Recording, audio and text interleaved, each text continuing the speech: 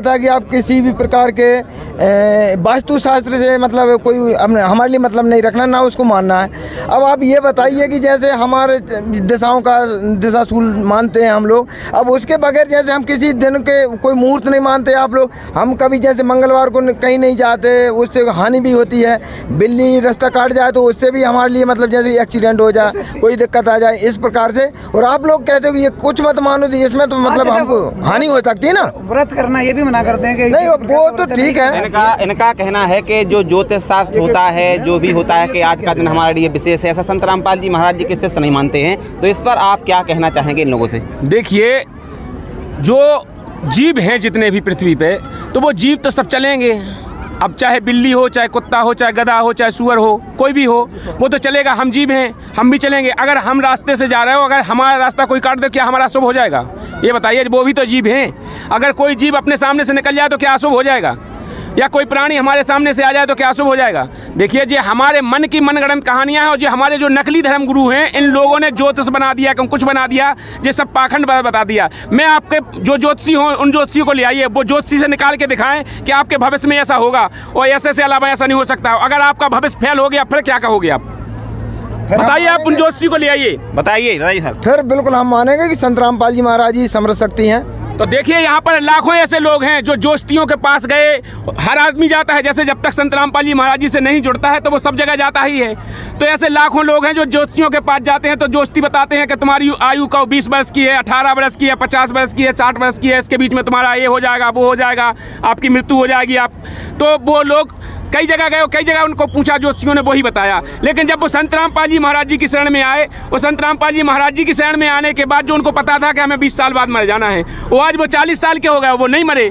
तो उन लोगों ने कहा कि मैं तो ये दावा करता हूं कि मेरे सभी ज्योतिषियों ने मेरी जन्म कुंडली बनाई, उनने भी कहा था कि इतने दिन से आगे नहीं जिएगा। और मेरी उस टाइम पे एक दुर्घटना भी हुई, लेकिन मैं बच गया जब संत रामपाल जी महाराज जी की शरण में आया। तो ऐसे लाखों आपको इंटरव्यू मिलेंगे देखने के लिए। सर जी, थोड़ा मैं आपको रोकना चाहता हूँ। क्या आप ये कहना चाहते हैं कि संत रामपाल जी महाराज जी से नाम दीक्षा लेने के बाद मौत भी टल जाती है? हाँ, बिल्कुल। मैं नहीं कह रहा हूँ, ना हमारे संत रामपाल जी महाराज जी कह रहे। संत रामपाल जी महाराज जी ये कहते हैं, अपने शास्त्रों में लिखा है, अपने वेदों में लिखा है। ये सब लिखा है अजुर्वेद मंत्र, अजुर्वेद के अध्याय 8 के श्लोक नंबर और 16 में स्पष्ट लिखा हुआ है कि वो परमात्मा जो आता है, वो साधक की घोर पाप से पाप काट के उसकी मृत्यु भी हो तो वो टाल देता है। देखिए, हम नहीं कह रहे, हमारे शास्त्र कह रहे। तो ये शास्त्रों में प्रमाणित है। चलिए, इन्होंने कहा है कि शास्त्रों में प्रमाण है। अब आप क्या कहना चाहेंगे? सर, शास्त्रों के प्रमाण के आधार पर जो बोल रहे हैं, मैं भी इनको बताना चाहता हूँ कि बहुत सारे भविष्यवक्ता भी होते हैं जो भविष्यवाणियाँ करते हैं, उनकी सही भी होती है। वो शास्त्रों के आधार पर ही करते हैं, वो मंत्रों को भी पढ़ते होंगे, कुछ न कुछ तो होती है, इसलिए उनकी भविष्यवाणी सिद्ध होती है। जैसे वास्तु की ये जो सर जी बोले, इसका कोई कारण तो होगा, कोई शास्त्रों में, या फिर ज्योतिष जो शास्त्र होता है वो पढ़ते हैं, उसके माध्यम से बताए, और बात सत्य होती भी है वो। तो इनका ये कहना है कि अगर कोई बता देगा कि कल आपकी मृत्यु होनी है तो वो ज्योतिष मृत्यु नहीं टालेगा। लेकिन इनका ये दावा है कि संत रामपाल जी महाराज जी से नाम दीक्षा ले लोगे तो आपकी मौत भी टल जाएगी। क्या मैं सही बोल रहा हूँ? बिल्कुल, आप सही कह रहे हैं। मेरा यही कहने का मतलब है कि आप कह रहे हैं, मैं मानता हूँ कि अगर आपकी बात है कि जैसे ज्योतिषियों वो बताते हैं आपके जीवन की घटना, वो बता भी देंगे सही, लेकिन टाल नहीं पाएंगे। लेकिन यहाँ सदभक्ति करने से वो मृत्यु भी आपकी होगी तो वो भी टल जाती है। चलिए, ये जो यहाँ पर हम मान लेते हैं आपकी बात, क्योंकि मतलब एक ही बात पर यदि हम आपसे बहस करें तो कुछ से कुछ निकलेगा तो है नहीं। हमने मान लिया आपकी बात, लेकिन हमको एक ही ये पाखंड से समझ में नहीं आ रहा कुछ, कि हमारी जो गंगा जी हैं, उनके पवित्र जल के समान एक छोटी सी शीशी में जल दे देते हैं, उसको बोलते हैं अमृत जल है, और उससे मतलब आदमी की सभी बीमारियां ठीक हो जाती हैं अमृत जल से। मतलब कहाँ गंगा जी और कहाँ एक शीशी में एक अपने साधारण सा जल, उसको आप मतलब मानते हैं कि ये बताइए आप, इसका क्या? ये नई बात मैं भी पहली बार सुन रहा हूँ, इस पर आप क्या कहना चाहेंगे? देखिए, जो भाई ने कहा है कि गंगा जी को हम पवित्र मानते हैं, यही कहा है आपने, और गंगा जी का जल से भी ज़्यादा पवित्र आप जो शीशी में दे देते हैं दीक्षा देने के बाद, उससे भी बड़ा पवित्र बताते हैं। तो देखिए, मैं बता दूं आपको, जो वो आपको दिया जाता है, गंगा जी भी सतलोक से आई है। आपको मैं बता दूं, संत रामपाल जी महाराज जी ने इस बात को प्रमाणित करके दिखाया शास्त्रों के आधार से कि गंगा जो यहाँ से आई है वो सतलोक से आई है। वो इसी बात को सिद्ध करने के लिए आई है कि स्वागत है भाइयों आपका हमारे एक और नए वीडियो में। सभी को तो भाइयों, आज की ज्ञान चर्चा भी बहुत ही ज़्यादा इंटरेस्टिंग होने वाली है, तो आप वीडियो को पूरा देखें और चैनल को सब्सक्राइब करें और वीडियो को लाइक करें और ज़्यादा से ज़्यादा शेयर करें वीडियो को। चलिए चलते हैं वीडियो की ओर। सच लेकिन मैं कैसे मानूं? देखिए, मैं कई बार अपने ये जो रहते नशा मुक्ति केंद्र उनमें भी गया, कई दिनों तक भर्ती भी रहा, लेकिन वहाँ से आने के बाद फिर जैसी तैसी स्थिति बनती है। तो ये मैं कैसे मान लूँ कि अकेले मंत्र जाप करने से या आशीर्वाद मात्र से ये नशा छूट सकते हैं? क्या कोई भक्त बता सकता है किसी जो नशा करता हो, यदि उनके किसी के नशे छूटे हों तो वो बता, तो भाई मैं भी कोशिश करूँगा। फिर इनका कहना है कि अगर किसी का नशा छूटा हो संत रामपाल जी महाराज जी से नाम दीक्षा लेने के बाद, तो फिर आप बताएं, क्योंकि इन्होंने नशा छोड़ने के तमाम प्रयास किए हैं। इन्होंने कहा है कि हम नशा मुक्ति केंद्र पर भी गए हैं, वहाँ पर कई दिन रहे हैं, और लेकिन जैसे ही वहाँ से घर पर आए तो हमारा नशा फिर से शुरू हो गया। इस पर आप क्या कहेंगे? देखिए सर, बिल्कुल ये ठीक कह रहे हैं, क्योंकि भारत में कई प्रकार के नशा मुक्ति केंद्र चल रहे हैं और सरकार ने भी कई प्रकार की मतलब ऐसी शाखाएं चलाई जिससे नशा छूट जाए, लेकिन लोगों का नशा नहीं छूटता है, लोग परेशान रहते हैं। लेकिन मैं ये दावा से कह सकता हूँ, यहाँ पर भाई कितने लोग ऐसे हैं जिनने नशा छोड़ा है संत रामपाल जी महाराज जी से दीक्षा लेके।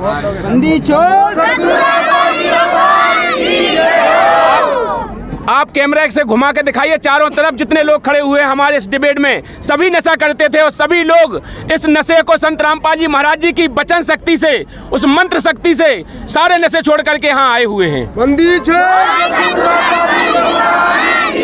चाहता हूँ कि संत रामपाल जी महाराज जो तुम्हारे शिष्य हैं, वो जो तुम उनके शिष्य हैं, तो ऐसी कौन सी दवाई जो देते हैं जिनके माध्यम से नशा छूट जाता है? बाकी बहुत सारे भी धर्मगुरु ऐसा दावा करते हैं कि हमारे पास भी आने से बहुत सारी चीज़ें छूट जाती हैं, बाकी ऐसा ओरिजिनल अच्छा प्रश्न क्या है इनने? देखिए, संत रामपाल जी महाराज जी कोई भी दवा नहीं देते हैं, मैं इस बात को भी गारंटी से कह सकता हूँ। संत रामपाल जी महाराज जी कोई जड़ी बूटी नहीं देते हैं, कोई दवा नहीं देते हैं, ना कोई इंजेक्शन देते हैं। संत रामपाल जी महाराज जी जो मंत्र देते हैं, मैंने आपको बताया है, संत रामपाल जी महाराज जी शास्त्रों के अनुकूल भक्ति देते हैं, शास्त्रों में जो प्रमाणित भक्ति विधि है वो देते हैं, उस मंत्र में वो पावन है। और पावर देखिए, पूर्ण संत होता है, जो पूर्ण संत के वचन में पावर होती है, हर इंसान के वचन में पावर नहीं होती है। जैसे कि अगर प्रधानमंत्री अभी कह दे कि यहाँ से लेकर रोड तक वहाँ तक सीसी डल जाए तो कल से काम लग जाएगा, वो कल से काम होने लगेगा।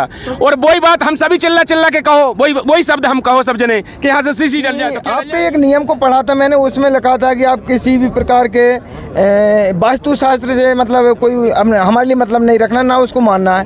अब आप ये बताइए कि जैसे हमारे दिशाओं का दिशाशूल मानते हैं हम लोग, अब उसके बगैर जैसे हम किसी दिन के कोई मुहूर्त नहीं मानते आप लोग, हम कभी जैसे मंगलवार को कहीं नहीं जाते, उससे हानि भी होती है।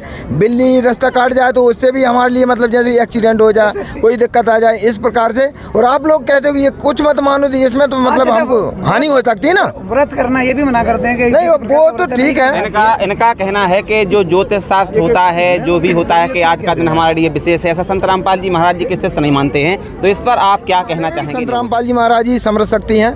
तो देखिए, यहाँ पर लाखों ऐसे लोग हैं जो जोस्तियों के पास गए, हर आदमी जाता है, जैसे जब तक संत रामपाल जी महाराज जी से नहीं जुड़ता है तो वो सब जगह जाता ही है।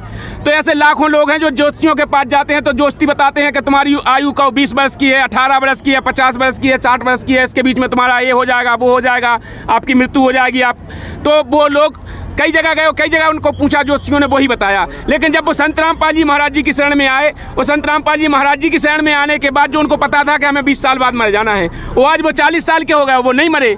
तो उन लोगों ने कहा कि मैं तो ये दावा करता हूँ कि मेरे सभी ज्योतिषियों ने मेरी जन्म कुंडली बनाई, उनने भी कहा था कि इतने दिन से आगे नहीं जिएगा। और मेरी उस टाइम पे एक दुर्घटना भी हुई, लेकिन मैं बच गया जब संत रामपाल जी महाराज जी की शरण में आया। तो ऐसे लाखों आपको इंटरव्यू मिलेंगे देखने। दोस्तों, स्वागत है आप सबका फिर से हमारे इस नए वीडियो में। इस वक्त हम मध्य प्रदेश के बैतूल जिले में स्थित संत रामपाल जी महाराज जी के आश्रम में हैं, जहां पर संत रामपाल जी महाराज एक विशाल भंडारा करवाने वाले हैं। इस वक्त हमारे साथ कुछ ऐसे लोग मौजूद हैं जो संत रामपाल जी महाराज जी के शिष्यों से कुछ सवाल पूछना चाहते हैं। वहीं दूसरी ओर संत रामपाल जी महाराज जी के शिष्य हैं जो इनके सवालों का जवाब देने का प्रयास करेंगे।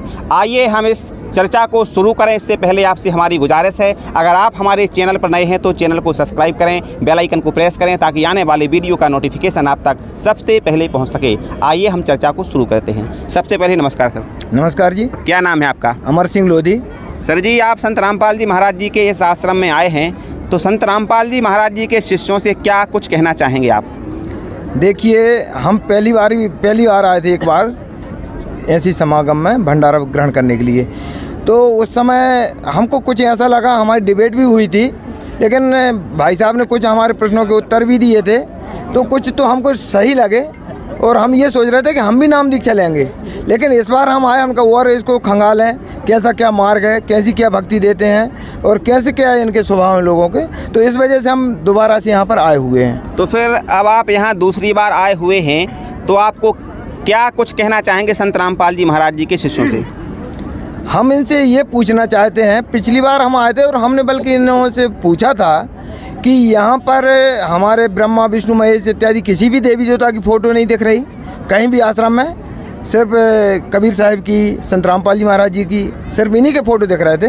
लेकिन इस बार हमको एक अचंभा ये हो रहा है, या तो हो सकता है कि ये हमारी डिबेट से कुछ प्रभावित हुए हों, यह सोचा होगा कि भाई ये जगत के लोग हैं तो ये मतलब फिर कैसे जुड़ेंगे, तो इन्होंने हमने देखा कई जगह ब्रह्मा विष्णु महेश की फ़ोटो भी देखे, उनके साथ में संत रामपाल जी महाराज जी की फ़ोटो देखे। ये क्या मतलब ये भ्रमित कर रहे हैं, क्या कर रहे हैं, ये हमको थोड़ी सी आप जानकारी दें।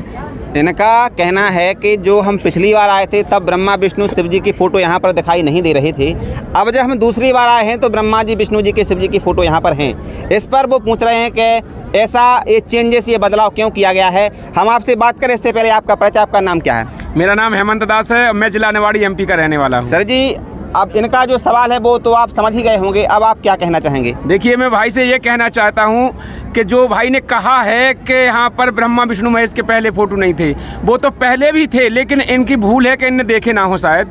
और इस बार हाँ, ये जरूर कह सकते हैं कि पहली बार कम लगे हों, इस बार ज़्यादा लग जाते हैं, किसी बार तो इस बार ज़्यादा लगे हों तो उनकी नज़र में कहीं आ गया हो। तो मैं भाई को ये बताना चाहता हूँ कि संत रामपाल जी महाराज जी किसी भी देवी देवता की भक्ति नहीं छुड़वाते, पहली बात। और ब्रह्मा विष्णु महेश तो ये प्रथम है। संत रामपाल जी महाराज जी कहते हैं ब्रह्मा विष्णु महेश तो तीनों देवा हमारे कमल दल में बसते हैं, तो इनकी तो भक्ति प्रथम करवाते हैं, ये छुड़वाते थोड़ी हैं। तो संत रामपाल जी महाराज जी ने वाणी में बोला भी है कि तीनों देवा कमल दल बसे, ब्रह्मा विष्णु महेश, और प्रथम इनकी वंदना फै सुन सतगुरु उपदेश। तो संत रामपाल जी महाराज जी ने अभी इनको देख करके नहीं लगा रखे हैं कि इन्हें देख करके लगा रखे हों। संत रामपाल जी महाराज जी ने पुस्तक भी लिखी है, आप देख सकते हैं, ज्ञान गंगा बहुत दिन से चल रही है, कोई भी पुस्तक देख सकते हैं, जीने की राह या गीता तेरा ज्ञान अमृत, भक्ति से भगवान तक, बहुत सी पुस्तकें लिखी संत रामपाल जी महाराज जी में। उनमें आप जा करके देखें तो सृष्टि रचना में जो गीता अध्याय 15 का और 16-17 का भावार्थ बताया है, उसमें तीनों देवताओं को पहले बताया है, ब्रह्मा विष्णु महेश को बताया है, और उसमें तीनों देवा शाखा है। पात रूप संसार उसमें बताया है कि अक्षर पुरुष पेड़ है, निरंजन बाकी डार, वो तीनों देवा शाखा है, पात रूप संसार। तो ये तो पहले से बताते आ रहे हैं, आज नहीं थोड़ी बता रहे हैं संत रामपाल जी महाराज। तो इनका कहना है कि संत रामपाल जी महाराज जी ने अभी से ये फ़ोटो नहीं लगाए हैं, वो पहले भी लगे थे, बस सिर्फ आपने देख नहीं पाए। चलिए, तो अब आप और क्या पूछना चाहेंगे संत रामपाल जी महाराज जी के शिष्यों से? देखिए, मैं पहली डिबेट में जब आया था उसके बाद फिर मैंने संत रामपाल जी महाराज के सत्संग सुनना शुरू किया है, तो उसमें धर्मदास जी का एक वृत्तांत आता है।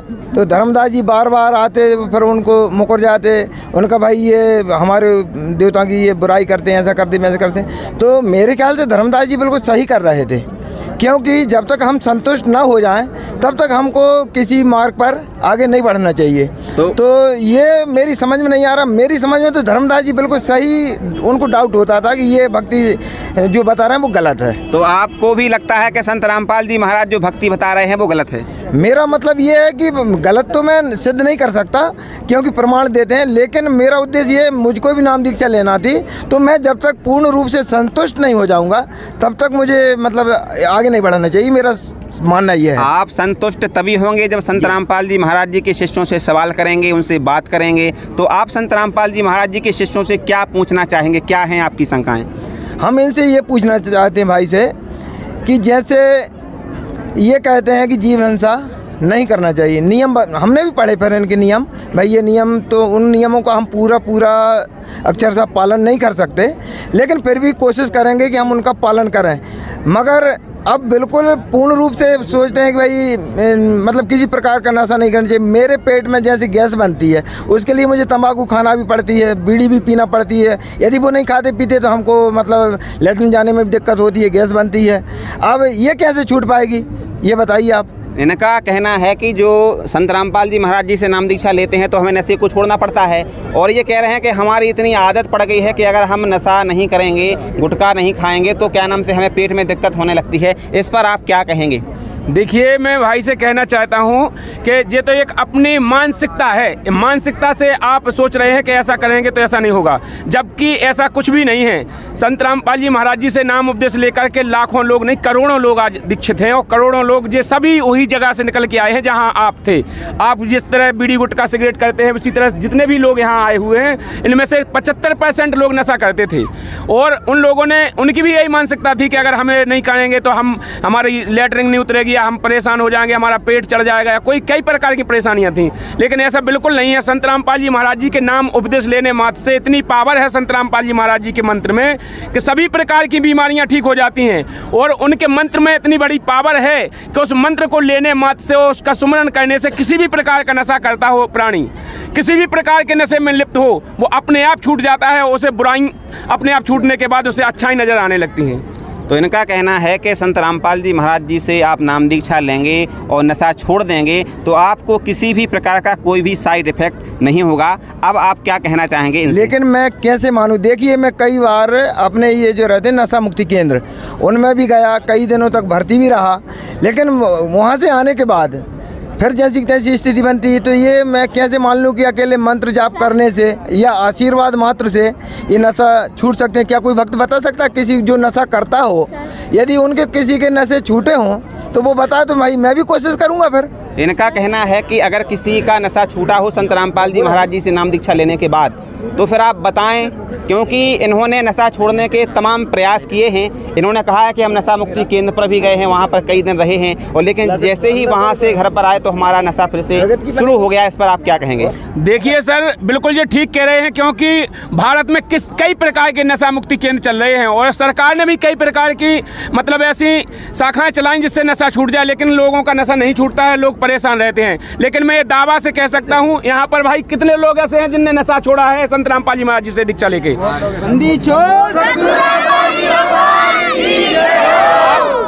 आप कैमरा से घुमा के दिखाइए, चारों तरफ जितने लोग खड़े हुए हैं हमारे इस डिबेट में, सभी नशा करते थे, और सभी लोग इस नशे को संत रामपाल जी महाराज जी की वचन शक्ति से, उस मंत्र शक्ति से सारे नशे छोड़ करके यहाँ आए हुए हैं।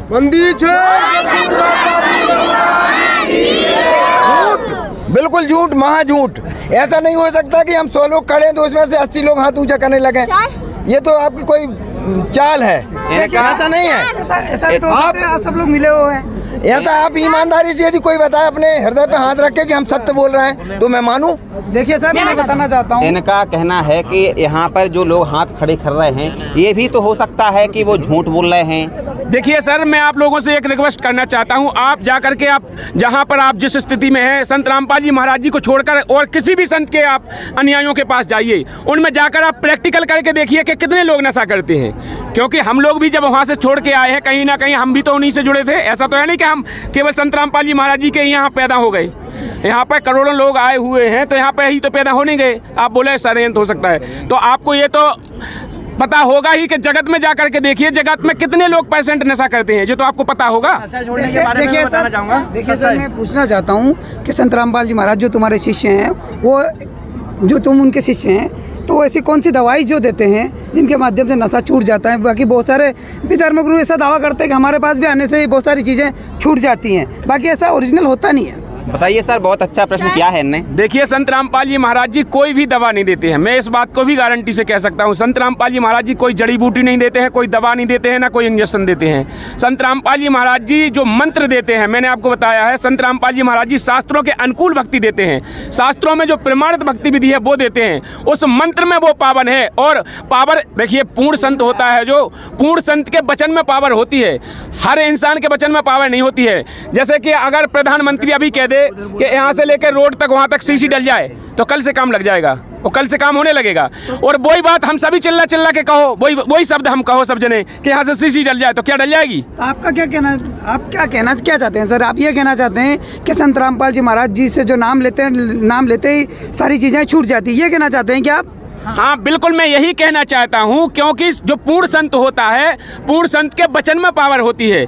जैसे मैंने आपको उदाहरण के तौर पे बताया कि प्रधानमंत्री कह दे तो कल काम लग जाएगा। इसी तरह जब पूर्ण संत की हम शरण में जाते हैं, उससे आराधना करते हैं, उससे प्रार्थना करते हैं कि हे परमात्मा, मैं भक्ति करना चाहता हूँ, मोक्ष पाना चाहता हूँ, मेरे ऊपर दया बख्शो मालिक, मेरे ये नशे मुक्त दूर हो जाए, मैं नशे मुक्त हो जाऊँ, तो परमात्मा 1 सेकंड में ऐसी दया कर देता है कि आपके सारे नशे दूर हो जाएंगे। और जिस दिन से आप उपदेश ले लोगे, सच्चे हृदय से भक्ति करोगे, तो गारंटी है आप नशा के पास नहीं आ सकते हो।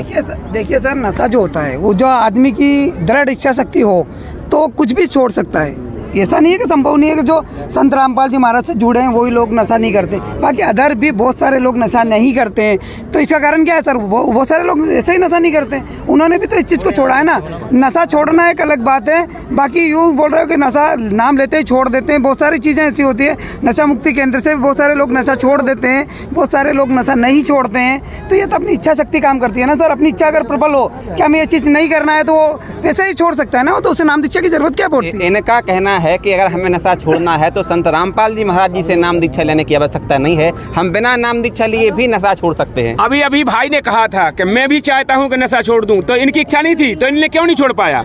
इसी प्रकार क्यों लाखों लोग ऐसे होते हैं जो मंदिरों पे जाते हैं, जो गंगा जी में जाते हैं, वहाँ पे दीक्षा मतलब वहाँ पे श्राद्ध देते हैं, शंकर जी पे जाते हैं, संकल्प लेते हैं, वहाँ छोड़ देते हैं, कसम खा लेते हैं, बच्चों तक की कसम खा लेते हैं, बीवी की कसम खा लेते हैं और नहीं छोड़ पाते हैं। मैं गारंटी देता हूँ इस बात को।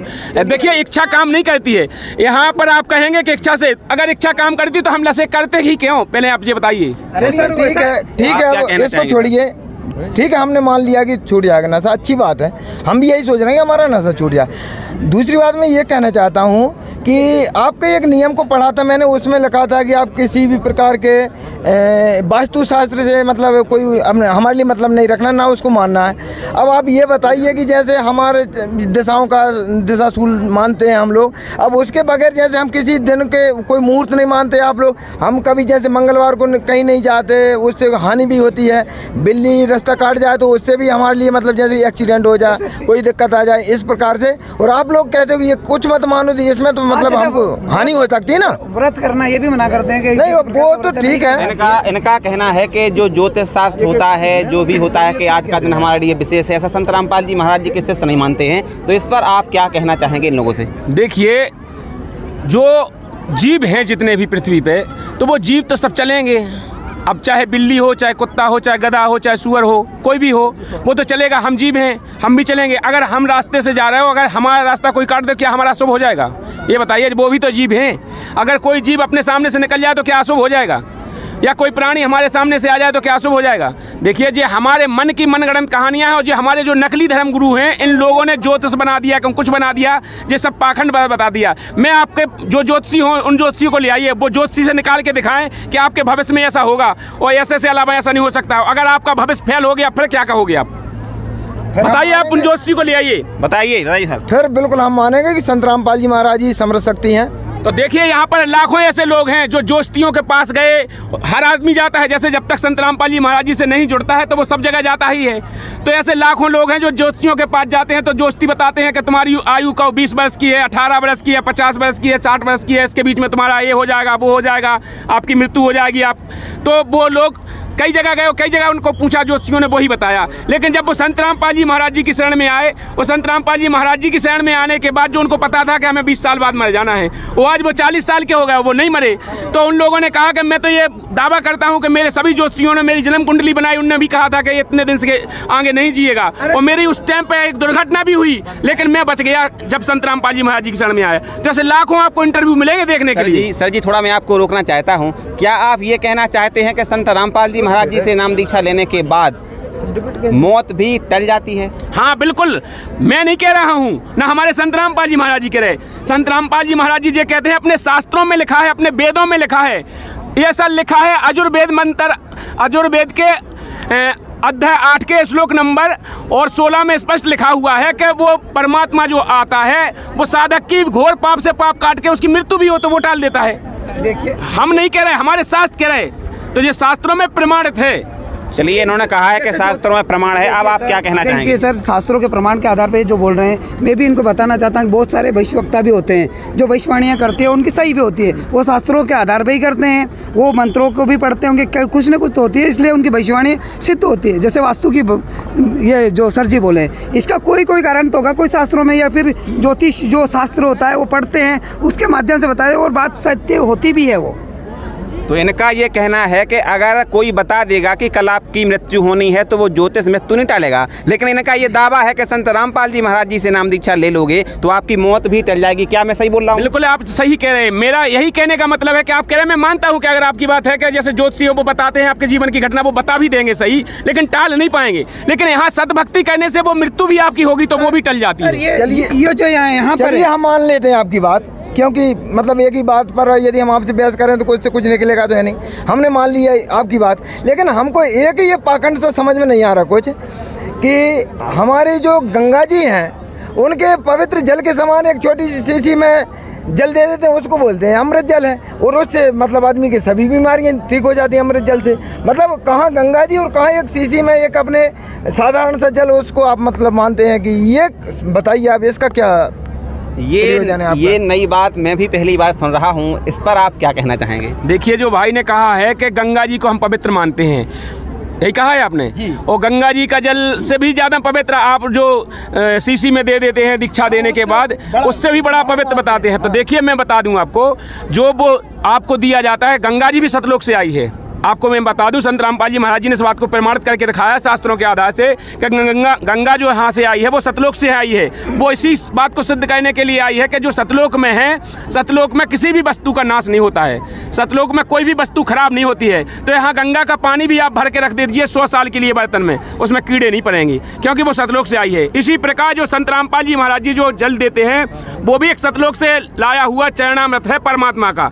उसको पीने से अपने अंदर के पाप कर्म कट जाते हैं, अपने ऊपर कितनी भी बड़ी पाप कर्म की जो मार पड़ रही हो वो 3 ताप की वो दूर हो जाती है। इसलिए वो चरणामृत पीने से, हमारे पूर्ण गुरु के चरणों का अमृत पीने से ही ये 3 ताप दूर हो जाते हैं। चलिए, इन्होंने बहुत अच्छी बात बताई है, अब आप क्या कहना चाहेंगे संत रामपाल जी महाराज जी के शिष्यों से? सर, मैं बोलना चाहता हूँ, जैसे सर जी ने जो बताया है कि वो अमृत जल है, जैसे गंगा जी को इन्होंने सतलोक की बताई है, और बाकी इनके जो गुरु जी हैं वो गंगा जी में नहाने से, स्नान करने से, तीर्थ जाने से मना भी करते हैं। तो वो जब वो सतलोक से आई तो उसमें नहाने से मतलब कुछ न कुछ तो लाभ मिलना चाहिए ना, मिलता होगा तभी तो लोग जाते हैं ना वहाँ। इनका कहना है कि संत रामपाल जी महाराज गंगा स्नान करने से मना करते हैं, जबकि इन लोगों का मानना है कि गंगा में नहाने से हमारे पाप धुल जाते हैं। फिर संत रामपाल जी महाराज गंगा स्नान से मना क्यों करते हैं? देखिए, आपने कहा है कि गंगा में नहाने से कुछ ना कुछ तो लाभ होता है। हाँ, गंगा में नहाने से इतना लाभ जरूर होता है कि आपके ऊपर जो मैल लगा होगा वो जरूर धुल जाएगा, ये तो क्लियर है, लेकिन कोई पाप कर्म नहीं धुलेंगे, क्योंकि गंगा में नहाने से अगर पाप कर्म धुलते या आपका मोक्ष होता तो आपसे पहले उसमें कई प्रकार के जीव जंतु रहते हैं, कछुआ रहते हैं, मछली रहते हैं, मगर रहते हैं, तो तुम्हारा नंबर एक भी नहाए में ना आ जातो, मैं तो वही में डरे, उनको तो पहले आ जाता, मैं तो सतलोक चली जाती। तो उसमें नहाने से नहीं होगा, मोक्ष होता है मूल मंत्र से, जो हमारे शास्त्रों में मूल मंत्र है, उस मंत्र से मोक्ष होगा, और पूर्ण गुरु के द्वारा दिया हुआ हो, उससे मोक्ष होगा, पाखंडवाद से नहीं होगा। ये तो पाखंडवाद है, हम गंगा में नहाए, देखो मूड मुड़ाए, हरी मिले तो सब कोई ले मुड़ाए, और बार बार के मूड से भेड़ न बेकुंठ जाए, का भाव जटा के रखाए से मोर कायना तर गई सबा हाथ को पर है, का भाव शंख के बजाय से गदा कायना तर गई, को तो शंख ही जैसो सुर है, और का भाव गंग के नहाए से मीन कायना तर गई, को तो वही गंगा में घर है। देखिए, इन पाखंडवाद से मोक्ष नहीं होगा, मोक्ष होगा सतभक्ति करने से और पूर्ण गुरु के द्वारा दिए हुई। देखिए सर, आप सतभक्ति की जो बातें कर रहे हैं, क्या हम सतभक्ति तो सतभक्ति तो हम भी करते हैं ना सर। एक ओम मंत्र जो गीता में लिखा हुआ है उसका जाप तो सभी करते हैं, क्या तो मोक्ष तो हमारा भी क्या नहीं, जैसे ओम मंत्र देते हैं, ओम मंत्र का जाप तो हम करते हैं ना सर, और ये गीता में भी लिखा है कि ओम मंत्र का जाप करो। आपने कहा है जो ओम मंत्र के बारे में, वो अध्याय 8 का मंत्र नंबर 13 है, गीता अध्याय 8 के श्लोक नंबर 13 है, उसमें ओम इति एकाक्षरम ब्रह्म प्राणम, ब्रह्म तक की साधना के लिए बताया, स्पष्ट में लिखा हुआ है कि ओम की साधना करने वाले ब्रह्म तक जाते हैं, और ब्रह्म तक जाने वाले के लिए फिर स्पष्ट दूसरे श्लोक में तो ये कहा है कि ब्रह्म तक जाने वाले ब्रह्म तक के प्राणी फिर जन्म मृत्यु में आते हैं, तो उनका मोक्ष थोड़ी हो गया। ओम साधना करने से मोक्ष नहीं होगा, मोक्ष होगा गीता अध्याय 17 के श्लोक नंबर 23 में जो लिखा है ओम तत्सत इति निर्देश, उसके लिए वो तत्वदर्शी संत बताएगा। ओम तो सीधा है, तत्व सत्य दो ही संकेतक हैं, उसके लिए तत्वदर्शी संत की पहचान बताई है।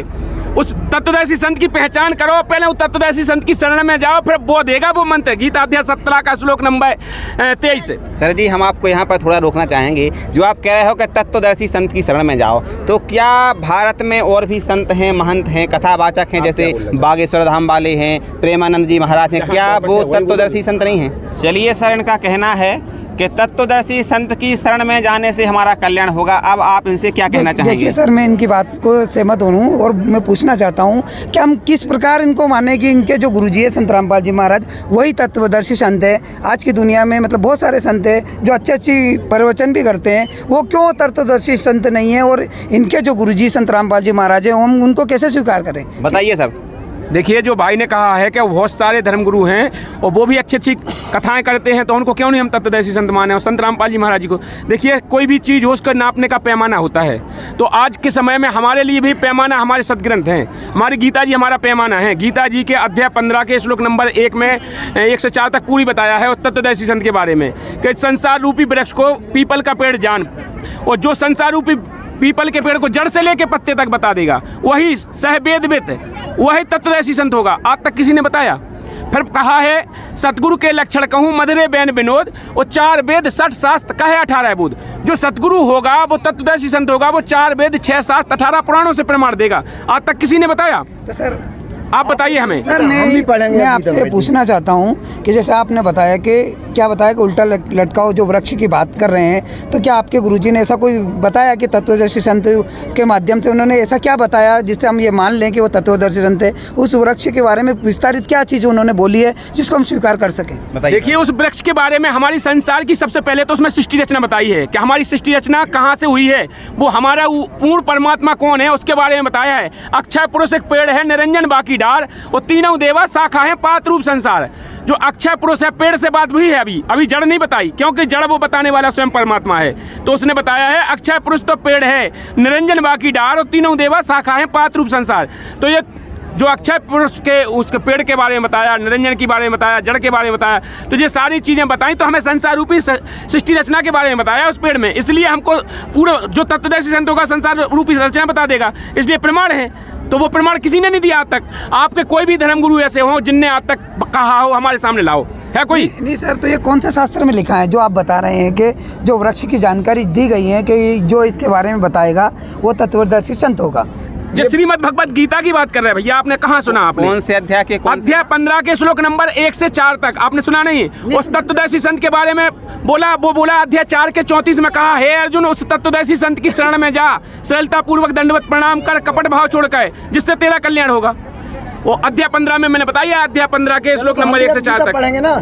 ठीक है सर, आप बोल रहे हैं तो हम शास्त्रों को देखेंगे, उसको समझेंगे, मिलान करेंगे। हम भी ये चाहते हैं कि सारी चीज़ें धर्म के आधार पे होनी चाहिए, मतलब शास्त्रों से प्रमाणित होनी चाहिए। हमारा भी मकसद यही होता है कि हम शास्त्रों के आधार पर चलें, लेकिन उसके सही प्रमाण के लिए सब चीज़ों की ज़रूरत होती है। हम शास्त्रों से मिलान करेंगे कि बात सही है या गलत है। देखिए सर, हाँ बोलो। अभी हम जो नाम दीक्षा लेने के विचार से आए थे, अब भाई ने बताया, तो अब हम एक बार गीता को अवश्य पढ़ेंगे और अगले समागम में फिर आऊँगा मैं, और फिर अवश्य नाम दीक्षा लूँगा, क्योंकि ज्ञान तो वास्तव में ठीक है, पुस्तक मैंने पढ़ी लेकिन समझी नहीं अभी मैंने।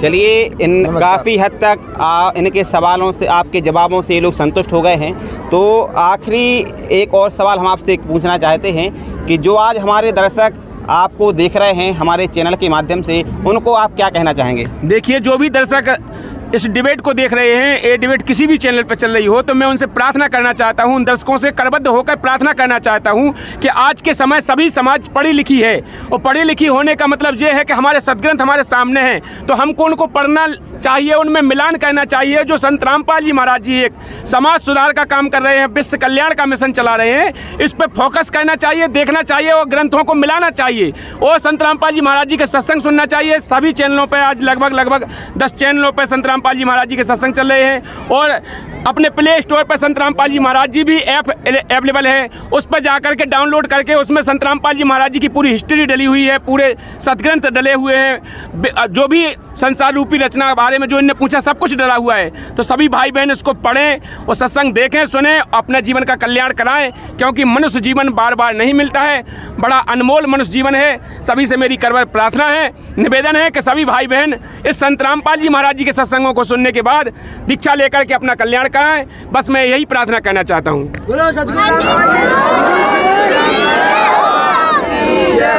ये चर्चा यहीं पर समाप्त होती है। ये वीडियो आपको कैसा लगा कमेंट बॉक्स में अपनी राय जरूर दें। अगर आप हमारे चैनल पर नए हैं तो चैनल को सब्सक्राइब करें, बेल आइकन को प्रेस करें ताकि आने वाले वीडियो का नोटिफिकेशन आप तक सबसे पहले पहुंच सके। इस वीडियो में इतना ही, मिलते हैं अगले वीडियो में, तब तक के लिए नमस्कार।